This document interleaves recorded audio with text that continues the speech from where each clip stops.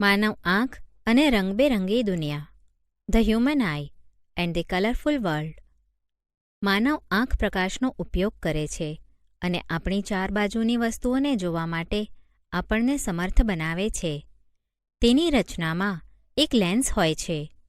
માનવ આંખમાં લેન્સનું શું કાર્ય છે અને ચશ્મામાં વપરાતા લેન્સ દ્રષ્ટિની ખામીઓને કેવી રીતે સુધારે છે તેના પર વિચાર કરીશું. માનવ આંખ, ધ હ્યુમન આઈ. માનવ આંખ એક અત્યંત મૂલ્યવાન અને સંવેદિત જ્ઞાનેન્દ્રિય છે. તે આપણને આપણી આસપાસની રંગબેરંગી દુનિયા અને વિવિધ રંગો જોવા માટે મદદરૂપ થાય છે. આંખો બંધ કરીને આપણે વસ્તુઓને તેમના ગંધ, સ્વાદ, તેનાથી ઉત્પન્ન થતા અવાજ કે સ્પર્શ દ્વારા કેટલાક અંશે ઓળખી શકીએ છીએ. તેમ છતાં બંધ આંખે રંગોની ઓળખ કરવી મુશ્કેલ છે. આમ બધી જ જ્ઞાનેન્દ્રિયો પૈકી માનવ આંખ ખૂબ જ મહત્વપૂર્ણ છે, કારણ કે તેનાથી જ આપણે આપણી આસપાસની સુંદર રંગબેરંગી દુનિયા જોઈ શકીએ છીએ. માનવ આંખ એક કેમેરા જેવી છે. તેની લેન્સ રચના વડે નેત્રપટલ એટલે કે રેટિના પર પ્રતિબિંબ રચાય છે. પ્રકાશ એક પાતળા પડદા જેવા પારદર્શક પટલ કોર્નિયામાંથી આંખમાં પ્રવેશે છે. તેનાથી આંખના ડોળાનો આગળનો પારદર્શક ભાગ ઉપસી આવે છે. આંખનો ડોળો એટલે કે આઈબોલ આશરે 2.3 સેન્ટીમીટર વ્યાસનો લગભગ ગોળાકાર ભાગ છે. આંખમાં દાખલ થતા પ્રકાશના કિરણોનું મોટાભાગનું વક્રીભવન પારદર્શક પટલની બહારની સપાટી પર થાય છે. સ્ફટિકમય લેન્સ એટલે કે નેત્રમણિ વિવિધ અંતરે રહેલી વસ્તુઓના પ્રતિબિંબને નેત્રપટલ પર કેન્દ્રિત કરવા માટે કેન્દ્ર લંબાઈમાં માત્ર સૂક્ષ્મ ફેરફાર જ કરે છે. પારદર્શક પટલના પાછળના ભાગે કનીનિકા એટલે કે આઇરિસ નામની રચના જોવા મળે છે. કનીનિકા ઘેરો સ્નાયુમય પડદો છે, જે કીકી એટલે કે પ્યુપિલનું કદ નાનું મોટું કરે છે. કીકી આંખમાં પ્રવેશતા પ્રકાશની માત્રાનું નિયંત્રણ કરે છે. આંખનો લેન્સ નેત્રપટલ પર વસ્તુનું વાસ્તવિક અને ઉલટું પ્રતિબિંબ રચે છે. નેત્રપટલ એ અત્યંત નાજુક પડદો છે, જે વિપુલ માત્રામાં પ્રકાશ સંવેદી કોષો ધરાવે છે. રોશની એટલે કે પ્રકાશની હાજરીથી આ પ્રકાશ સંવેદી કોષો સક્રિય બને છે અને વિદ્યુત સંદેશા ઉત્પન્ન કરે છે. આ વિદ્યુત સંદેશા પ્રકાશીય ચેતા મારફતે મગજને પહોંચાડાય છે.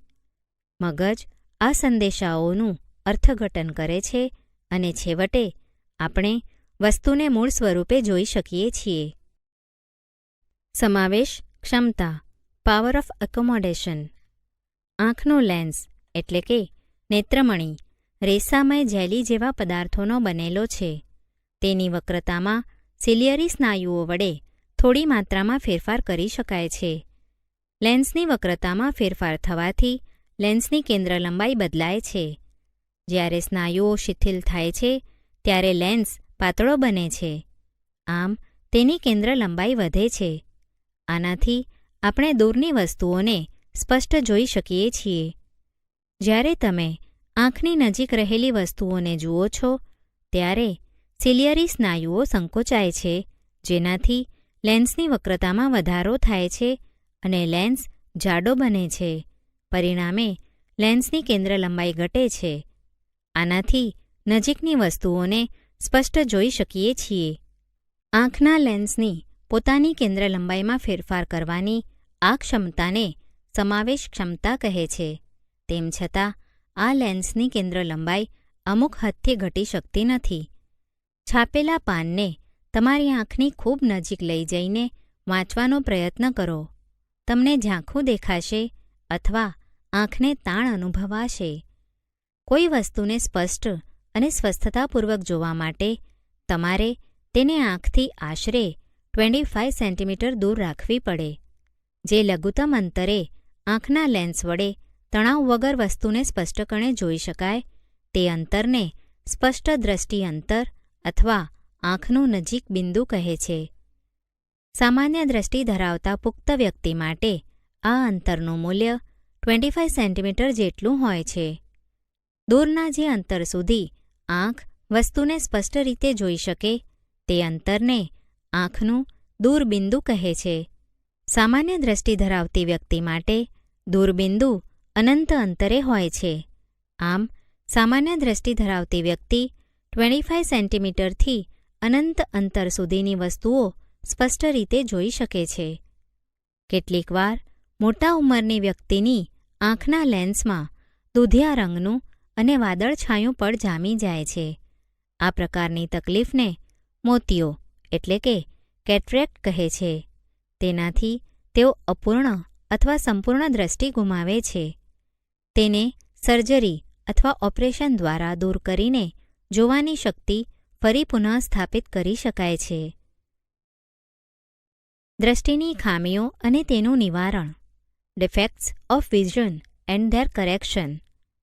કેટલીકવાર આંખો ધીમે ધીમે પોતાની સમાવેશ ક્ષમતા ગુમાવતી જાય છે.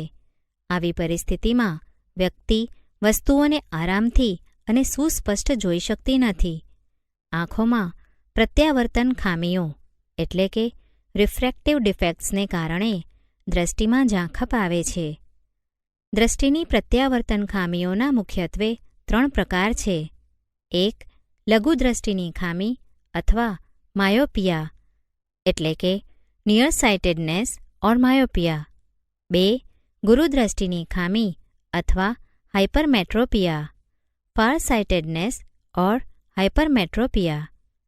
3. પ્રેસબાયોપિયા. આ ખામીઓને યોગ્ય ગોલીય લેન્સ વાપરીને સુધારી શકાય છે. એ. માયોપિયા અથવા લઘુદ્રષ્ટિની ખામી. માયોપિયા ઓર નિયર સાઇટેડનેસ. માયોપિયાને લઘુદ્રષ્ટિની ખામી પણ કહેવાય છે.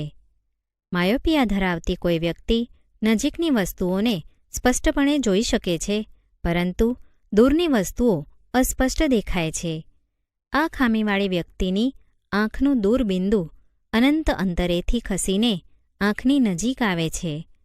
આવી વ્યક્તિ થોડા મીટર દૂર રાખેલી વસ્તુઓને જ સ્પષ્ટ જોઈ શકે છે.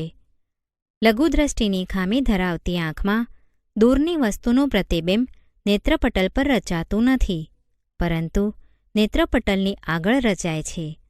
આ ખામી ઉદ્ભવવાના કારણો 1. આંખના લેન્સની વક્રતા વધારે હોવી અથવા 2. આંખના ડોળાનું વિસ્તરણ છે. આ ખામીનું નિવારણ યોગ્ય પાવર ધરાવતા અંતર્ગોળ લેન્સ વાપરવાથી થઈ શકે છે. યોગ્ય પાવરનો અંતર્ગોળ લેન્સ પ્રતિબિંબને નેત્રપટલ પર લાવી દે છે અને આમ આ ખામીનું નિવારણ થઈ જાય છે. હાઇપરમેટ્રોપિયા અથવા ગુરુદ્રષ્ટિની ખામી એટલે કે હાઇપરમેટ્રોપિયા ઓર ફાર સાઇટેડનેસ. હાઇપરમેટ્રોપિયાને ગુરુદ્રષ્ટિની એટલે કે દૂરદ્રષ્ટિની ખામી તરીકે પણ ઓળખવામાં આવે છે. ગુરુદ્રષ્ટિની ખામી ધરાવતી વ્યક્તિ દૂરની વસ્તુઓ સ્પષ્ટ જોઈ શકે છે, પરંતુ નજીકની વસ્તુઓ અસ્પષ્ટ દેખાય છે. આવી વ્યક્તિમાં આંખનું નજીક બિંદુ સ્પષ્ટ દ્રષ્ટિ અંતર એટલે કે 25 સેન્ટીમીટરથી દૂર ખસી જાય છે. આવી વ્યક્તિએ આરામથી વાંચન કરવા માટે વાંચન સામગ્રી એટલે કે પુસ્તક વગેરેને આંખથી 25 સેન્ટીમીટરથી વધારે દૂર રાખવી પડે છે. આનું કારણ એ છે કે નજીકની વસ્તુમાંથી આવતા પ્રકાશના કિરણો રેટિનાની પાછળના ભાગે કેન્દ્રિત થાય છે. આ ખામી ઉદ્ભવવાના કારણો આ છે: 1. આંખના લેન્સની કેન્દ્ર લંબાઈ ઘણી વધારે હોવી, અથવા 2. આંખનો દોડો ખૂબ નાનો થવો એટલે કે દોડાનું સંકોચનનું. આ ખામીનું નિવારણ યોગ્ય પાવરના બહિર્ગોળ લેન્સથી થઈ શકે છે. અભિસારી લેન્સ ધરાવતા ચશ્માના ઉપયોગથી નેત્રપટલ પર પ્રતિબિંબ રચવા માટે જરૂરી વધારાનો ફોકસિંગ એટલે કે કેન્દ્રિત કરવાનો પાવર મળી રહે છે. સી. પ્રેસબાયોપિયા. ઉંમર વધવાની સાથે આંખની સમાવેશ ક્ષમતામાં ઘટાડો થાય છે. મોટાભાગની વ્યક્તિઓમાં આંખનું નજીક બિંદુ દૂર ધકેલાય છે. ચશ્મા વિના તેમને નજીકની વસ્તુને આરામથી સ્પષ્ટ રીતે જોવામાં તકલીફ પડે છે. આ ખામીને પ્રેસબાયોપિયા કહે છે. આ ખામી આંખના સિલિયરી સ્નાયુઓ નબળા પડવાથી અને આંખના નેત્રમણી એટલે કે લેન્સની સ્થિતિસ્થાપકતા ઓછી થવાથી ઉદ્ભવે છે. કેટલીકવાર વ્યક્તિ લઘુદ્રષ્ટિની ખામી અને ગુરુદ્રષ્ટિની ખામી એમ બંને ખામીથી પીડાય છે. આવી વ્યક્તિને દ્વિકેન્દ્રીકરણ એટલે કે બાયફોકલ લેન્સની જરૂર પડે છે. સામાન્ય પ્રકારે બાયફોકલ લેન્સમાં અંતર્ગોળ અને બહિર્ગોળ લેન્સ એમ બંને લેન્સ હોય છે. ઉપરનો ભાગ અંતર્ગોળ લેન્સ ધરાવે છે. તે દૂરની વસ્તુઓ જોવામાં મદદરૂપ થાય છે. નીચેનો ભાગ બહિર્ગોળ લેન્સ ધરાવે છે. તે નજીકની વસ્તુઓ જોવામાં મદદરૂપ થાય છે. આજકાલ સંપર્ક લેન્સ એટલે કે કોન્ટેક્ટ લેન્સથી અથવા શસ્ત્રક્રિયાથી પ્રત્યાવર્તન ખામીઓ એટલે કે દ્રષ્ટિની ખામીઓ નિવારી શકાય છે. પ્રિઝમ વડે પ્રકાશનું વક્રીભવન એટલે કે refraction of light through a prism. કાચના એક ત્રિકોણીય પ્રિઝમ વિશે વિચારો. તેને 2 ત્રિકોણાકાર પાયા અને 3 લંબચોરસ પાર્શ્વીય બાજુઓ હોય છે. આ સપાટીઓ એકબીજા સાથે ધડેલી હોય છે. તેની 2 પાર્શ્વીય બાજુઓ વચ્ચેના ખૂણાને પ્રિઝમ કોણ કહે છે. ચાલો એક પ્રવૃત્તિ દ્વારા કાચના ત્રિકોણીય પ્રિઝમમાંથી પસાર થતા પ્રકાશના વક્રીભવનનો અભ્યાસ કરીએ. પ્રવૃત્તિ: એક ડ્રોઈંગ બોર્ડ પર એક સફેદ કાગળને ડ્રોઈંગ પિનની મદદથી લગાવો. તેના પર એક કાચનો પ્રિઝમ એવી રીતે ગોઠવો કે જેથી તેની ત્રિકોણાકાર બાજુઓ પાયો બને. પેન્સિલ વડે તેની કિનારીઓ અંકિત કરો. પ્રિઝમની કોઈ એક વક્રીભવનકારક સપાટી AB સાથે કોઈ ખૂણો બનાવે તેવી રેખા PE દોરો. આ રેખા PE પર 2 ટાંકણીઓ P અને Q સ્થાને લગાવો. પ્રિઝમની બીજી બાજુ AC તરફથી P અને Q ટાંકણીઓનું પ્રતિબિંબ જુઓ. R અને S બિંદુઓ પર 2 ટાંકણીઓ એવી રીતે લગાવો કે જેથી ટાંકણીઓ R અને S તથા P અને Qના પ્રતિબિંબ એક સીધી રેખામાં દેખાય. ટાંકણીઓ અને કાચના પ્રિઝમને હટાવી લો. રેખા PE પ્રિઝમની ધારને E બિંદુએ મળે છે. આ જ પ્રકારે R અને S બિંદુઓને એક રેખાથી જોડો અને લંબાવો. જુઓ કે રેખા PE અને RS એ પ્રિઝમની ધારોને અનુક્રમે E અને F બિંદુમાં મળે છે.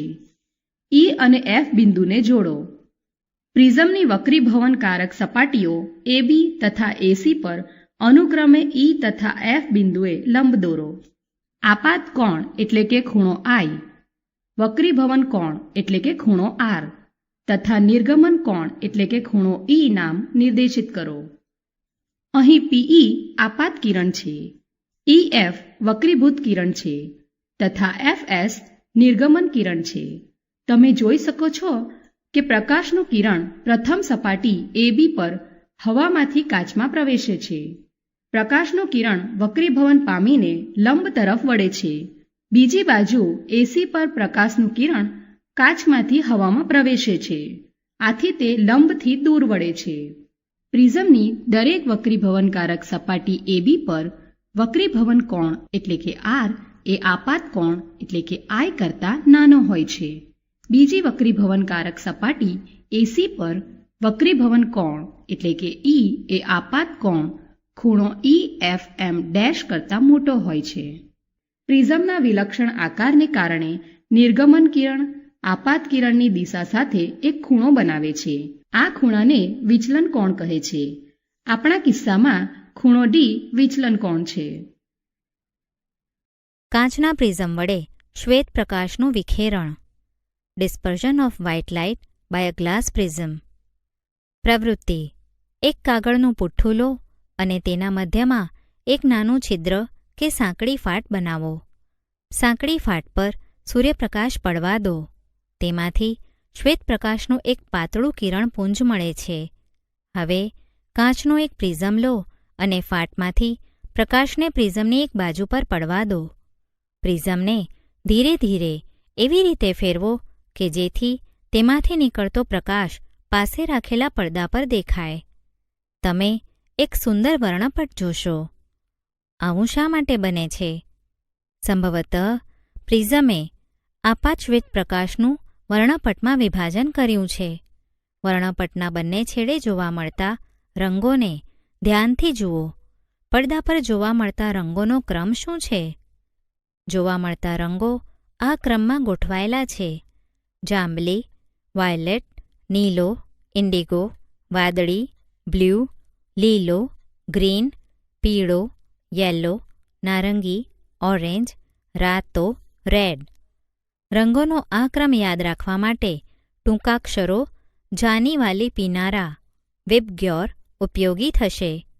પ્રકાશના આ ઘટક રંગોના પટ્ટાને વર્ણપટ એટલે કે સ્પેક્ટ્રમ કહે છે. તમે બધા જ રંગોને સહેલાઈથી અલગ જોઈ નહીં શકો, તેમ છતાં તમે એકબીજાનો ભેદ પારખી શકશો.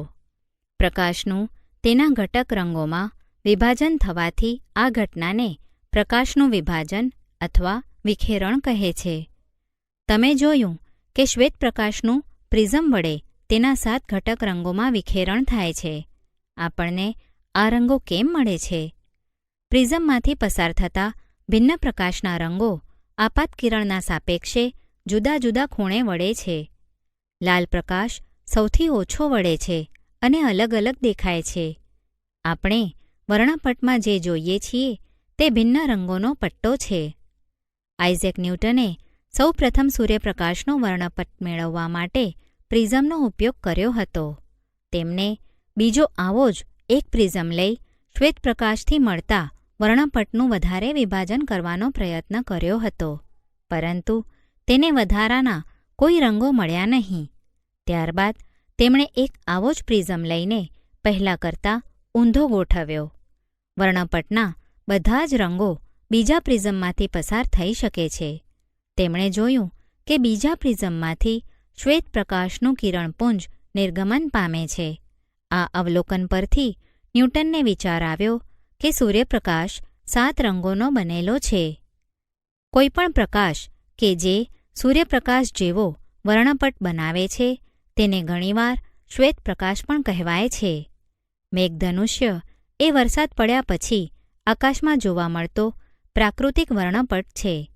તે વાતાવરણમાં રહેલા પાણીના સૂક્ષ્મ બુંદો વડે સૂર્યપ્રકાશના વિખેરણથી મળે છે. મેઘધનુષ્ય હંમેશા આકાશમાં સૂર્યની વિરુદ્ધ દિશામાં રચાય છે.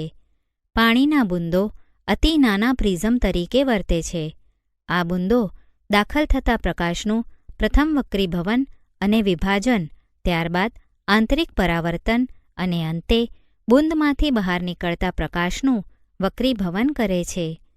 પ્રકાશના વિખેરણ તથા આંતરિક પરાવર્તનના કારણે વિવિધ રંગો અવલોકનકારની આંખો સુધી પહોંચે છે. જો તમે સૂર્ય તરફ પીઠ ફેરવીને ઊભા હો અને પાણીના ધોધ કે પાણીના ફુવારામાંથી આકાશ તરફ જોતા હો તો મેઘધનુષ્ય દેખાઈ શકે છે. વાતાવરણીય વક્રીભવન એટમોસ્ફેરિક રિફ્રેક્શન. તમે કદાચ કોઈ તાપણા કે ઉષ્ણતા પ્રસારક યંત્ર એટલે કે રેડિયેટરમાંથી નીકળતી અસ્થિર એટલે કે પ્રક્ષુબ્ધ ગરમ હવામાંથી કોઈ પદાર્થની સ્પષ્ટ અનિયમિત અસ્થિર ગતિ અથવા ટમટમાટ જોઈ હશે. અગ્નિની તરત જ ઉપર રહેલી હવા તેની ઉપરની હવા કરતાં વધારે ગરમ હોય છે. ગરમ હવા પોતાની ઉપરની ઠંડી હવા કરતાં પાતળી એટલે કે ઓછી ઘન હોય છે તથા તેનો વક્રીભવનાંક ઠંડી હવા કરતાં થોડો ઓછો હોય છે.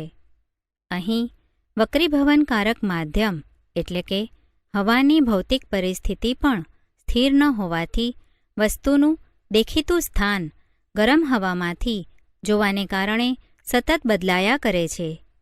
આમ આ અસ્થિરતા આપણા સ્થાનીય પર્યાવરણમાં સૂક્ષ્મ સ્તરે વાતાવરણીય વક્રીભવન એટલે કે પૃથ્વીના વાતાવરણને કારણે પ્રકાશનું વક્રીભવનનો જ પ્રભાવ છે. તારાઓનું ટમટમવું એ ખૂબ મોટા પાયે જોવા મળતી આવી જ ઘટના છે. તારાઓનું ટમટમવું ટ્વિંકલિંગ ઓફ સ્ટાર્સ. તારાઓના પ્રકાશનું વાતાવરણીય વક્રીભવન થવાથી તારાઓ ટમટમતા લાગે છે. તારાઓના પ્રકાશ પૃથ્વી પર પહોંચે તે પહેલાં પૃથ્વીના વાતાવરણમાં પ્રવેશતા સતત વક્રીભવન પામતો આવે છે.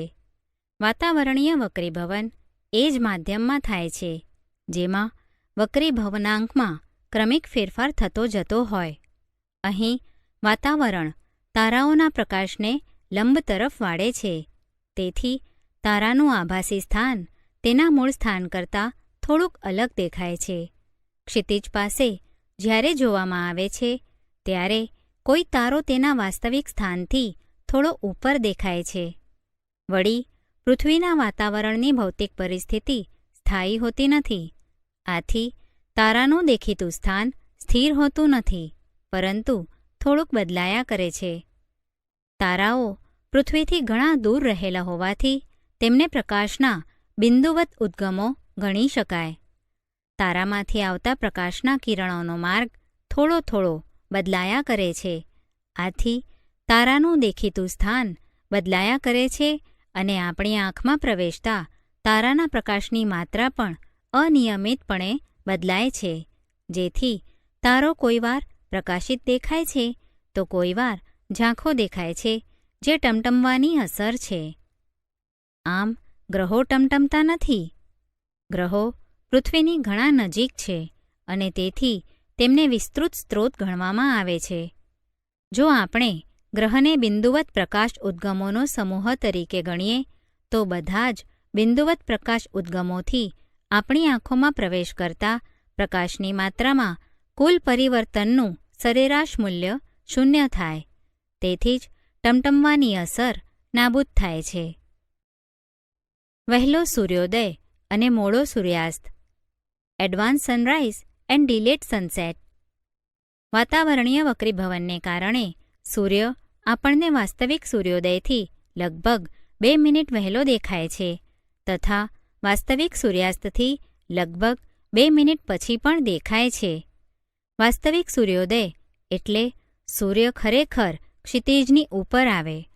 સૂર્યનું ક્ષિતિજની સાપેક્ષે વાસ્તવિક અને આભાસી સ્થાન દર્શાવ્યું છે. વાસ્તવિક સૂર્યાસ્ત અને આભાસી સૂર્યાસ્ત વચ્ચેનો સમયગાળો આશરે 2 મિનિટ છે.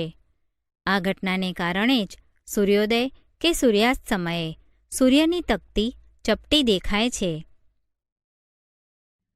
પ્રકાશનું પ્રકિરણન એટલે કે સ્કેટરિંગ ઓફ લાઇટ.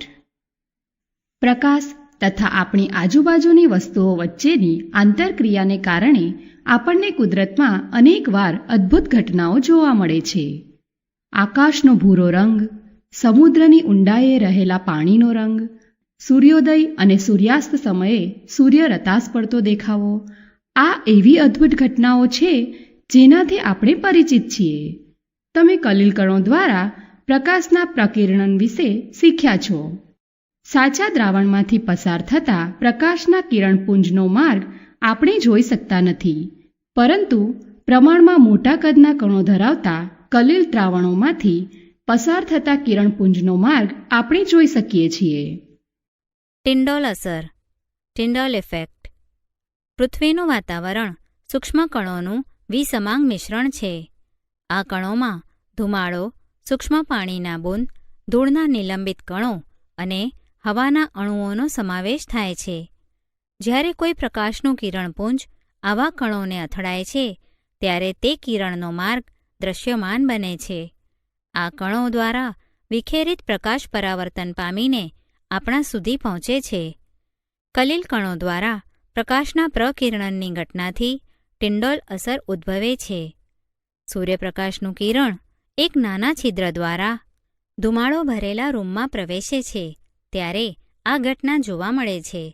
આ રીતે પ્રકાશનું પ્રકિરણન કણોને દૃશ્યમાન બનાવે છે.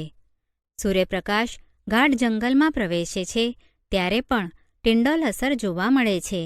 અહીં ઝાકળના સૂક્ષ્મ જલબુંદો વડે પ્રકાશનું પ્રકિરણન થાય છે. પ્રકિરણન પામતા પ્રકાશનો રંગ પ્રકિરણન કરતા કણોના પરિમાણ એટલે કે સાઇઝ, કદ પર આધાર રાખે છે. અત્યંત બારીક કણો મુખ્યત્વે વાદળી રંગના પ્રકાશનું પ્રકિરણન કરે છે, જ્યારે મોટા કણો વડે મોટી તરંગ લંબાઈવાળા પ્રકાશનું પ્રકિરણન કરતા કણોનું કદ ખૂબ મોટું હોય તો પ્રકિરણન પામતો પ્રકાશ સફેદ દેખાય છે. સ્વચ્છ આકાશનો ભૂરો રંગ કેમ જોવા મળે છે? Why is the colour clear sky blue? વાતાવરણમાં હવાના અણુઓ અને બીજા બારીક કણો દ્રશ્ય પ્રકાશની તરંગ લંબાઈ કરતાં નાના પરિમાણ ધરાવે છે. આ કણો લાલ રંગની મોટી તરંગ લંબાઈના દ્રશ્ય પ્રકાશ કરતાં ભૂરા રંગ તરફની નાની તરંગ લંબાઈના દ્રશ્ય પ્રકાશના પ્રકિરણન માટે વધુ અસરકારક છે. લાલ રંગના પ્રકાશની તરંગ લંબાઈ ભૂરા રંગના પ્રકાશની તરંગ લંબાઈ કરતાં આશરે 1.8 ગણી હોય છે. જ્યારે સૂર્યપ્રકાશ વાતાવરણમાંથી પસાર થાય છે ત્યારે હવાના બારીક કણો ભૂરા રંગના પ્રકાશનું લાલ રંગના પ્રકાશ કરતાં વધુ સક્ષમ રીતે પ્રકિરણન કરે છે. પ્રકિરણન પામેલો ભૂરો પ્રકાશ આપણી આંખમાં પ્રવેશે છે. જો પૃથ્વીને વાતાવરણ ન હોત તો સૂર્યપ્રકાશનું પ્રકિરણન થાય નહીં. પરિણામે આપણને આકાશ અંધકારમય દેખાતું હોત. અત્યંત ઊંચાઈએ ઉડતા યાંત્રિકોને આકાશ કાળું જોવા મળે છે, કારણ કે આટલી ઊંચાઈએ પ્રકિરણન પ્રભાવી નથી હોતું. તમે જોયું હશે કે ભયદર્શક સિગ્નલમાં પ્રકાશનો રંગ લાલ રાખવામાં આવે છે. લાલ રંગનું ધુમ્મસ અથવા ધુમાડાની સૌથી ઓછું પ્રકિરણન થાય છે, તેથી ઘણા દૂરથી પણ લાલ રંગ જોઈ શકાય છે. સૂર્યોદય અને સૂર્યાસ્ત સમયે સૂર્યનો રંગ. Colour of the sun at sunrise and sunset. શું તમે સૂર્યોદય અથવા સૂર્યાસ્ત સમયે આકાશ તથા સૂર્યને જોયા હશે? સૂર્ય અને તેની આજુબાજુનું આકાશ લાલાશ પડતું દેખાય છે.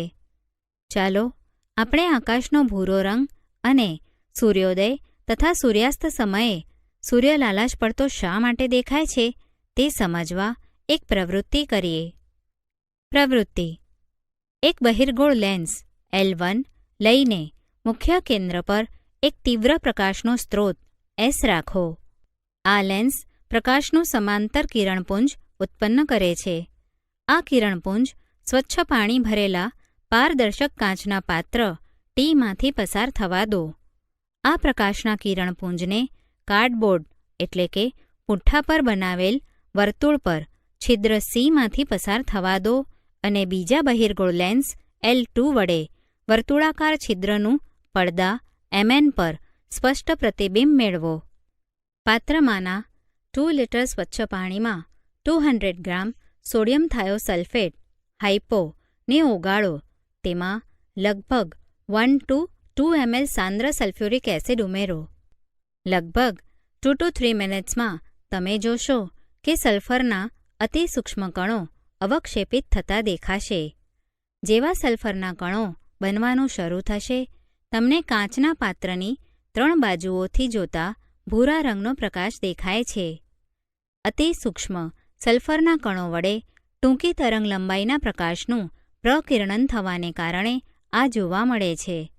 પડદા બાજુએ કાચના પાત્રમાંથી બહાર નીકળતા રંગનું અવલોકન કરો. તમને જોઈને આશ્ચર્ય થશે કે પડદા પર પહેલાં નારંગી લાલ રંગ અને પછી ચમકતો કિરમજી લાલ રંગ જોવા મળે છે. આ પ્રવૃત્તિ પ્રકાશનું પ્રકિરણન સમજાવે છે, જેનાથી તમને આકાશનો ભૂરો રંગ અને સૂર્યોદય અથવા સૂર્યાસ્ત સમયે સૂર્યનો લાલાશ પડતો દેખાવ સમજવામાં મદદ મળે છે. ક્ષિતિજ પાસે સૂર્યમાંથી આવતો પ્રકાશ વાતાવરણમાં હવાના ઘટ્ટ આવરણમાંથી વધારે અંતર કાપીને આપણી આંખમાં પ્રવેશે છે, પરંતુ મધ્યાહ્ને રહેલા સૂર્યમાંથી આવતા પ્રકાશને પ્રમાણમાં ઓછું અંતર કાપવું પડે છે. બપોરે સૂર્ય સફેદ દેખાય છે, કેમ કે માત્ર થોડાક જ ભૂરા અને જાંબલી રંગનું પ્રકિરણન થાય છે. ક્ષિતિજ પાસે ભૂરો પ્રકાશ અને ટૂંકી તરંગ લંબાઈના પ્રકાશનો મોટો ભાગ કણો વડે પ્રકિરણન પામે છે. આથી આપણી આંખો સુધી પહોંચતો પ્રકાશ મોટી તરંગ લંબાઈનો હોય છે. આનાથી સૂર્યનો લાલાશ પડતો દેખાવ ઉત્પન્ન થાય છે.